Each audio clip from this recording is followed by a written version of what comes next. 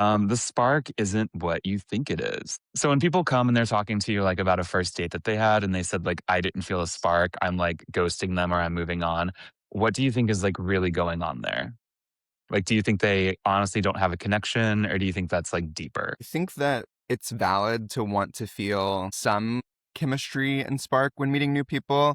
I think that like reserving it to just a first date is probably too critical because I definitely have heard of people who like developed into things. Like maybe the first or second date didn't go like as great as you thought, but then the third really like blew you away. So I think that three strikes you're out, let's not like cut people from the first one unless they do something especially egregious. But I also think that the spark that people are looking for might just be kind of that like Taylor Swift, that's the way I loved you, screaming and fighting and kissing in the rain. And like that's something that I thought I wanted when I was a lot younger, like that like explosive love. And then I evolved my like opinion of what love is. And I was like, oh, like screaming and fighting and having that like explosive emotions like isn't what It's I consider. exhausting. It's exhausting. Like I was like a spark, but also perhaps like a fire or an explosion. And I like, A spark could be a fire. We don't necessarily want an uncontrolled fire. yes, stop forest fires. I think too, when I agree that I feel like you can't like judge like a first date as like pure spark material and go like purely off of a first date. I feel like we've kind of entered this territory in dating where I feel like a lot of people are expecting the other person to like perform a lot.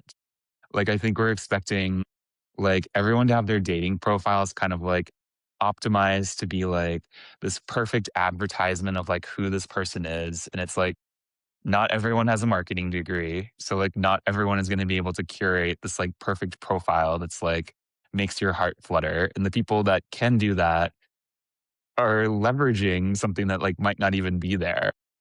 And then the idea that you're going on a first date and that you are not only expected to kind of get to know someone and like manage your anxiety, you're also expected to like perform like you're just were cast in a rom-com, I think is asking way too much of like the other person. I completely agree. And something that I talk about a lot in therapy, love therapy, is that we have like different days. So you have like your best days, you have your worst days, and you have your baseline.